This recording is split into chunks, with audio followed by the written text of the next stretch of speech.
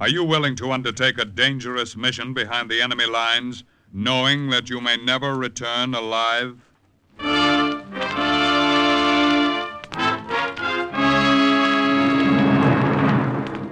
What you have just heard is the question asked during the war of agents of the OSS.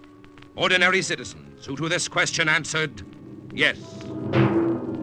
This is Cloak and Dagger.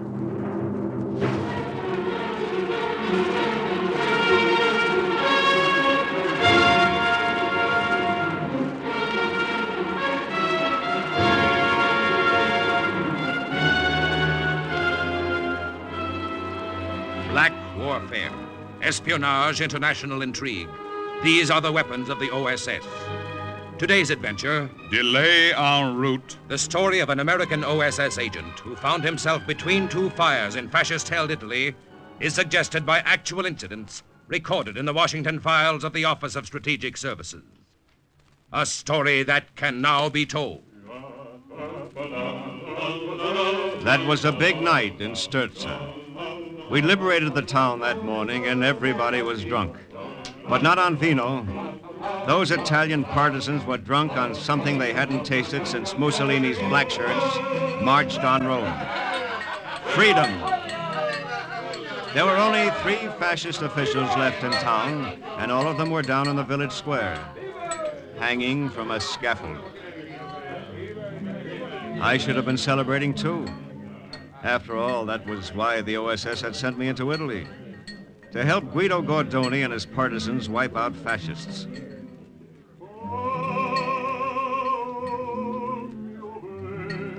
But sitting there in the tavern that night with Rosa, Guido's sister, my mind was several thousand miles away.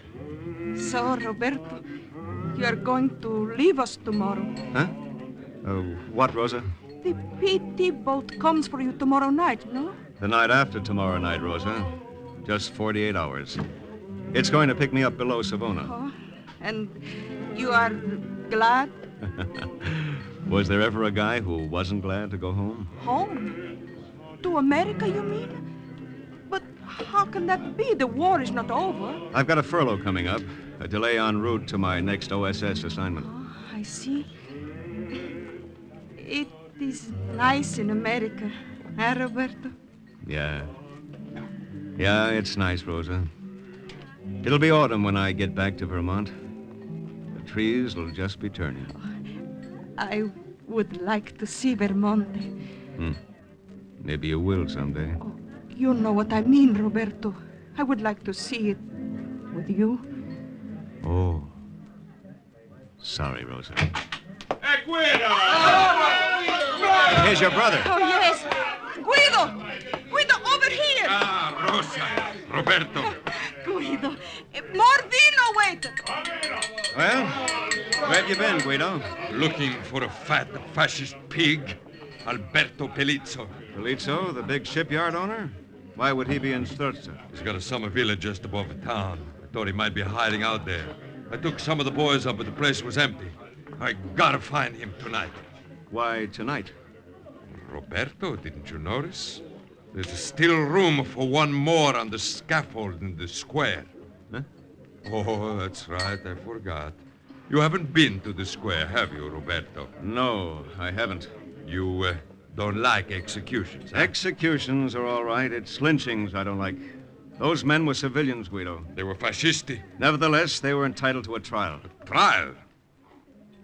If they had caught you, Roberto, would they have given you a trial? That was the difference between Guido Gordoni and me. He and his partisans fought fire with fire. They'd never heard of the democratic process, but I had, and I believed in it. That was why Guido and I could fight side by side and respect each other as soldiers and yet never become friends. You've not lived under the fascisti, Roberto. You've not had a wife and child murdered, as I have. Were the men you hung in the square responsible for that? Every black shirt is responsible. The men in the square, Alberto Pelizzo, all of them. When Guido Gordoni finds them, they pay for their crimes. They should pay, of course, but... What, Roberto? I don't like men who say yes, but. I don't think they can be trusted. Guido, you have no right to say that to Roberto. Forget it, Rosa. I'm leaving all of you soon. You won't have to trust me much longer. I got up then and pushed my way through the crowd to the door of the tavern.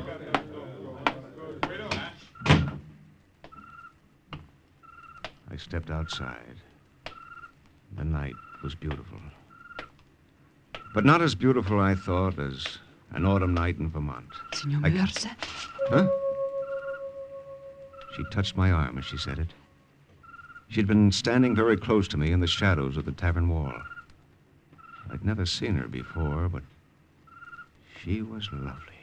You are Signor Mercer, no? Yes, I am. I wish to talk to you, Signor. Will you be kind enough to come with me?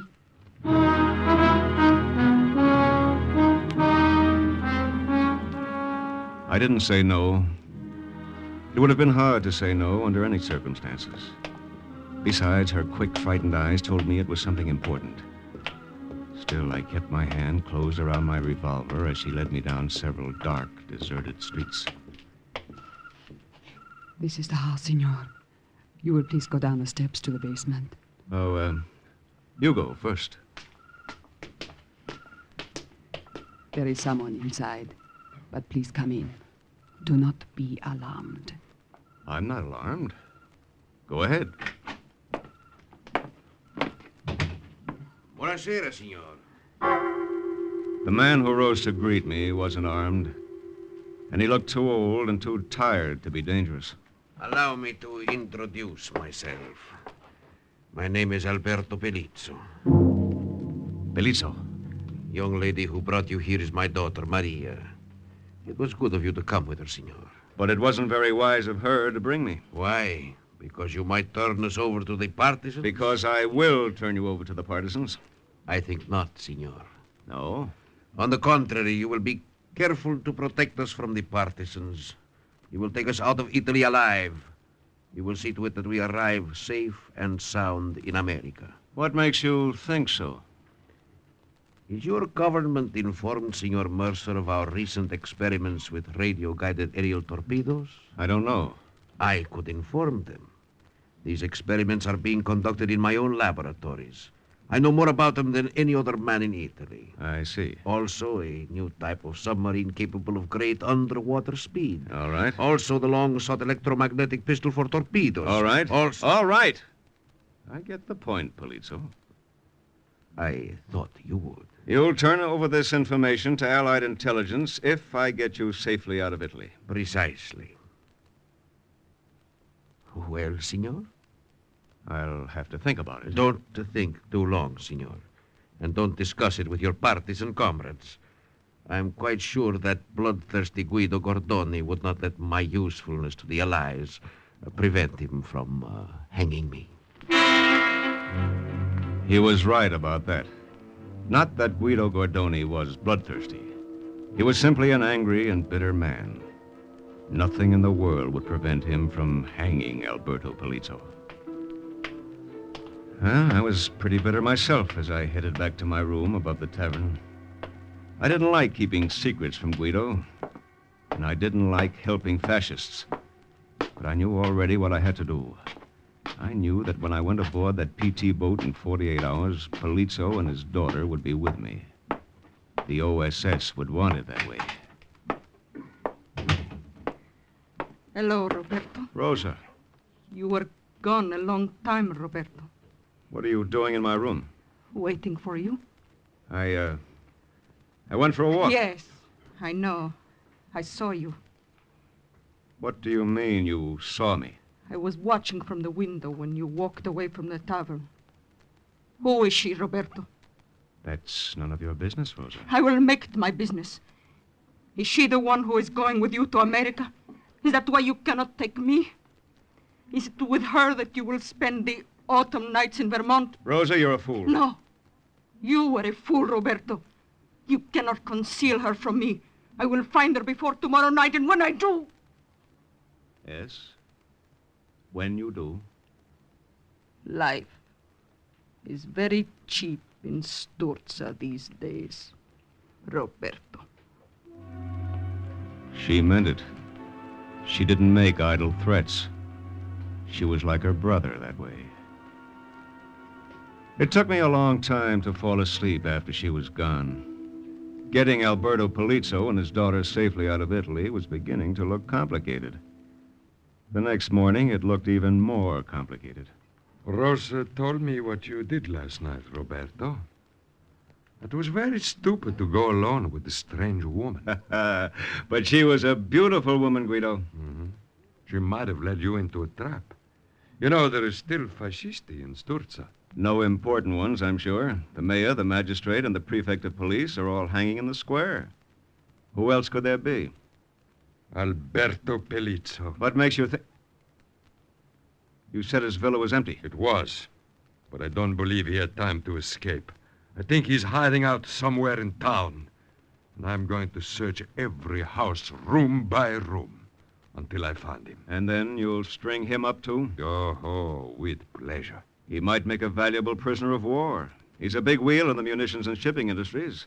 He'd have a lot of information that would be useful to the Allies. And who would trust the information of a fascist? Not you, apparently. You're right, not me. His information will not save him.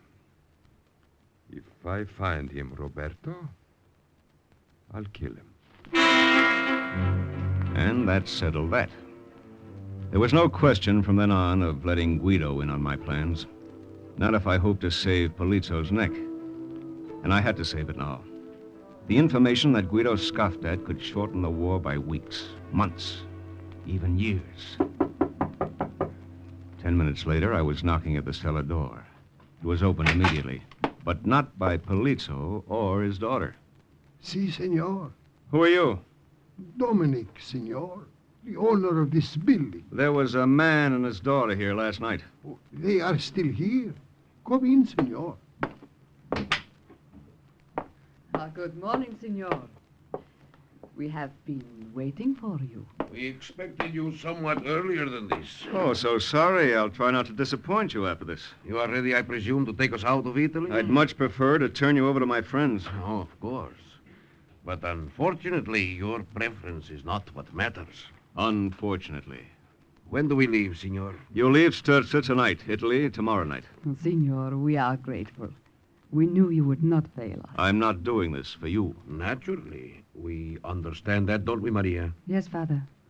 Still, we will reward Senor Mercer, no? You in your way, and I in mine. Let's cut the talk, shall we? You've got to get out of here. Get out now, you mean? But you said tonight. You can't stay in this cellar till then. You'll have to find a new place to hide. Why, senor? Because the partisans are looking for you.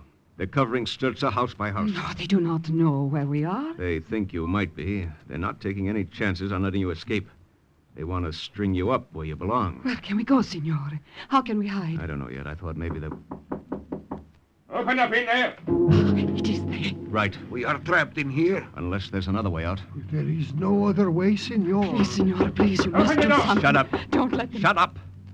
Dominic, what's that iron trapdoor on the wall? The coal chute, senor. Open it. Looks just big enough. Where does it lead? To the rear of the house. But All right, let's get going. You first, Maria. You want me to climb that filthy coal chute. What about my clothes? What about your neck? She scrambled up the chute and Polizzo followed her. I went last. I didn't see what happened to Dominic the landlord, and I didn't much care. Where now, senor? You've got to lie low someplace where they won't find you before tonight. But there is no such place. The best bet's your villa. The villa? They've already looked there. They won't go back. Those thieves and murderers have sacked our beautiful villa. They're neither thieves nor murderers. They're loyal patriots. We have our name for them, senor. You have yours. And while we're together, we'll use mine. Now beat it.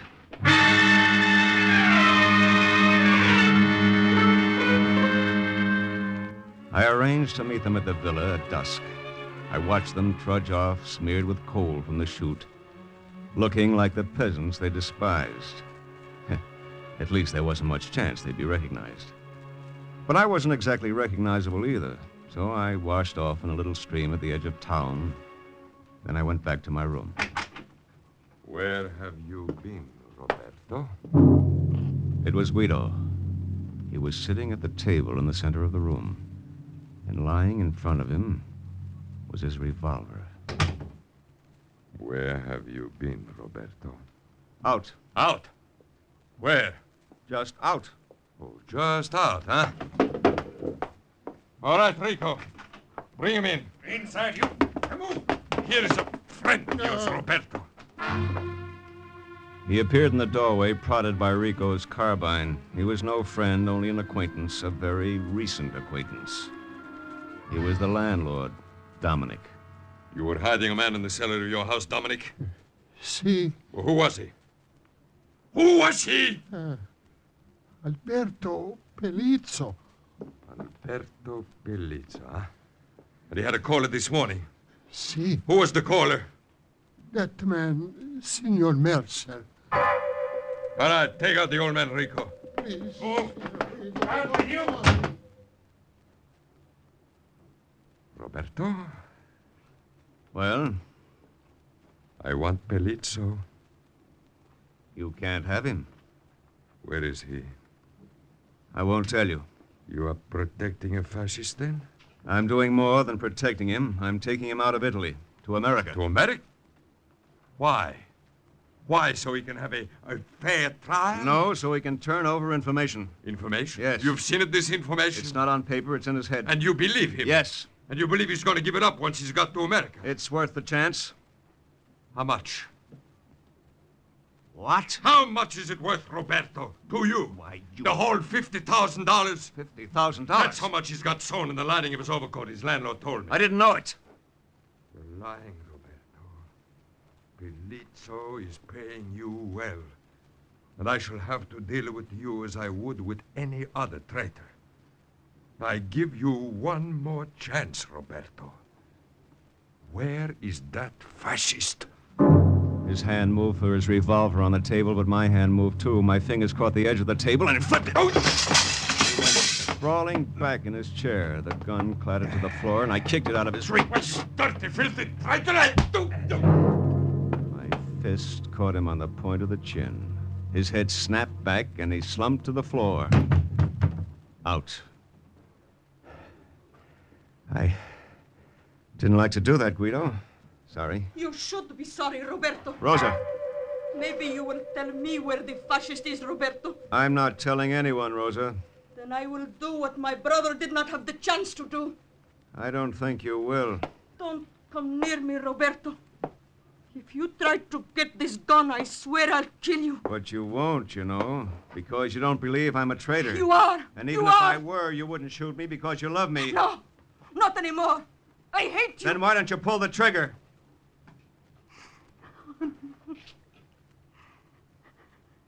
Give me the gun, Rosa.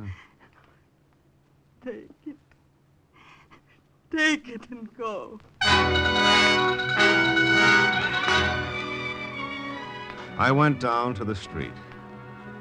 The car that Guido had commandeered for his use in Sturza was parked in front of the tavern. I went over to the driver. Antonio, Guido wants you. He is upstairs, Signor Mercer? Yes, in my room. Hurry. Está bien, signor. Ando subito.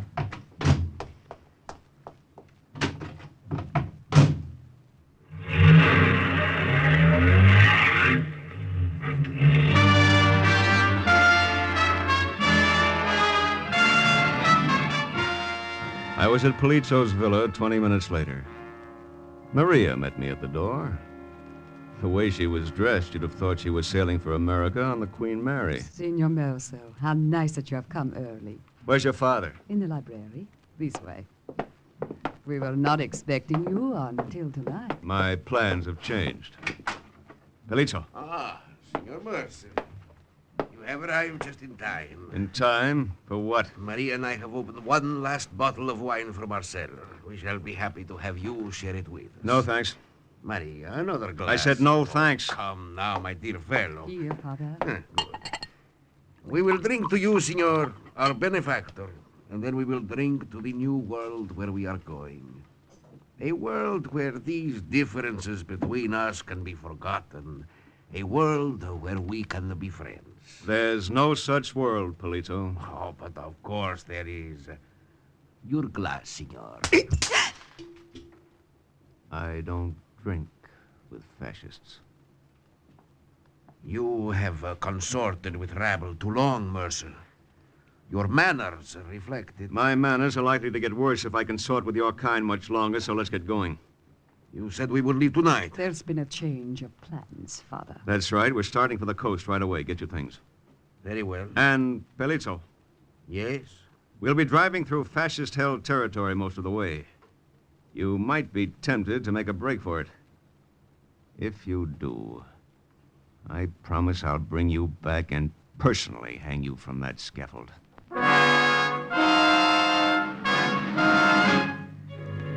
We left then. I drove the car. Polizzo sat in back, but not Maria. She was beside me, very close beside me. Her perfume was heavy and sweet.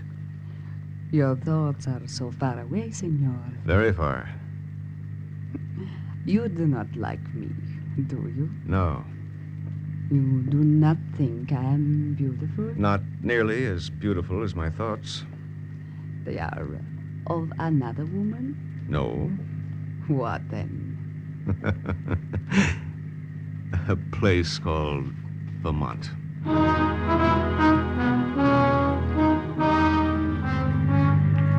It was night when we reached the main highway to Savona. Guido's partisans were far behind us by then, and I thought it would be clear sailing. I was wrong. What is the matter? Why do you slow down? Look up ahead. Roadblock. Roadblock. Partisans? No, not partisans. This time it's your friends. Remember, Polizzo, I'm waiting for you to say just one wrong word. Let me see your papers. You're in the back seat first. Here they are. You will find them quite in order. I will be the judge of that. Alberto Pelizzo. Yes? So, you are Alberto Pelizzo, are you? Yes, I am. All right. Come with me. All three of you. But why? What is the matter?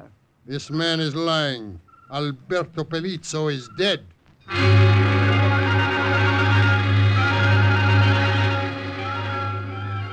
They led us to a small house down the road. The one with the rifle stayed with us while the other one disappeared into a back room. I was still watching Polizzo. I was still waiting for him to say that word. Here is the man, Major. The man who calls himself Alberto Pelizzo. Let me see him, Corporal. So, why should he not call himself Alberto Pelizzo? You recognize me then, Major? But of course, senor, and I am delighted to see you. Our information was that you had been captured by partisans. I deeply apologize for the inconvenience we may have caused you. No. Apologies are necessary, Major. Now, may my daughter and I proceed to Savona? Certainly, senor. And this man who is with you? Oh, this man? See, you wish him to accompany you, senor? Well, yes, of course. This man is my chauffeur. I didn't get it. I didn't understand why he'd done it. Not until we'd started toward the car. The major who escorted us walked ahead with Maria. I dropped back to have a little private talk with Polizzo. You, could have turned me over to them, but you didn't. It wasn't out of the kindness of your heart, I'm sure. Why else, Mercer? You have been kind to us. We are kind to you. No fascist was ever kind for a reason like that. Can you think of another reason? Maybe. You, have no way of leaving Italy without me. You know the war's lost. If you're still here when the Allies march into Rome, you won't have any way to save your precious skin. You want to get out while you can. You're no fool, Senor Mercer. You can understand my reasoning, can't you? Sure, I can understand it. It's an old story. Rats always desert a sinking ship. Why, you insolent... Easy, watch it. The Major. I was just telling your charming daughter, Senor Pelizzo, that there is really no need for you to go to Savona. Huh? After tomorrow night, you could return to your villa at Sturza. The partisans have taken Sturza, Major. And not for long, Senor. A full division of our infantry is on its way from Genoa to carry out a surprise attack on them. We are going to deal with this bandit Guido Gardone once and for all. Within 48 hours, it will be Guido Gordoni himself who will be hanging from that scaffold in the village square.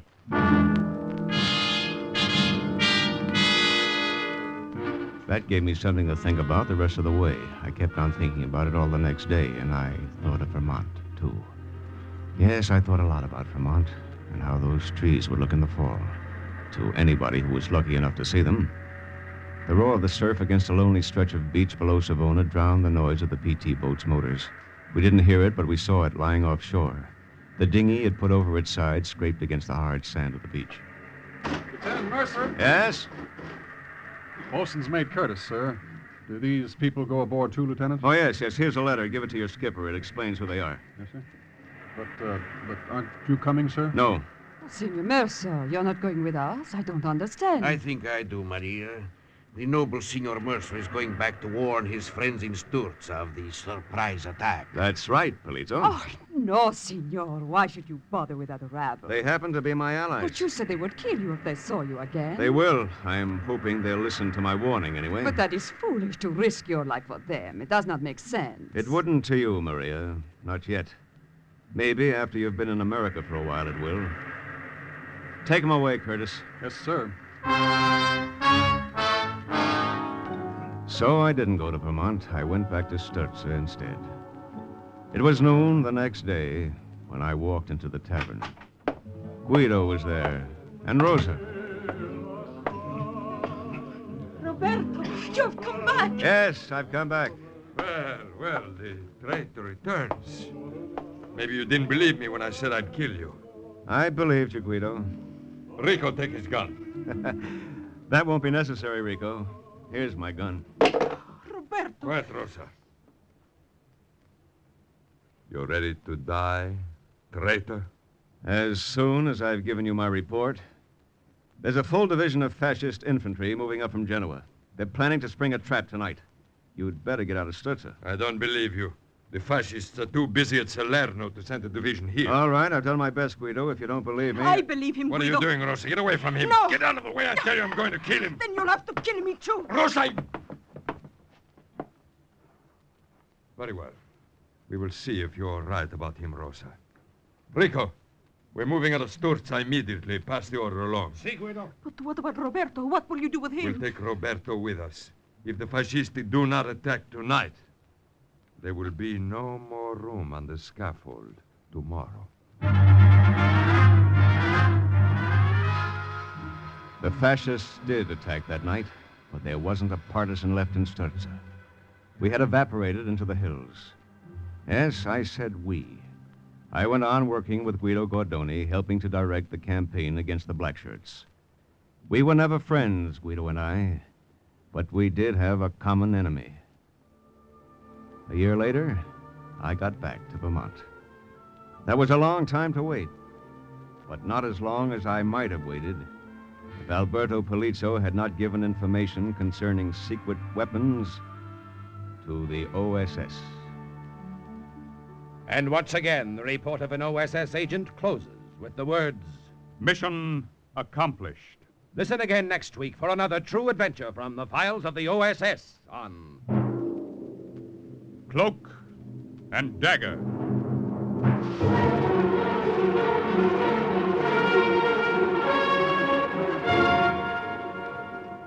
Heard in today's Cloak and Dagger adventure as Robert Mercer was Grant Richards, Guido Arnold Moss, Alberto Pelizzo, Louis Van Ruten. Script was written by Ken Field and music was under the direction of John Garth. Sound effects by Max Russell and Al Finelli. Engineering, Don Abbott. Today's OSS adventure was based on the book Cloak and Dagger by Corey Ford and Alistair McBain. This program is produced by Louis G. Cowan and Alfred Hollander under the direction and supervision of Sherman Marks. 3 chimes mean good times on NBC. Sunday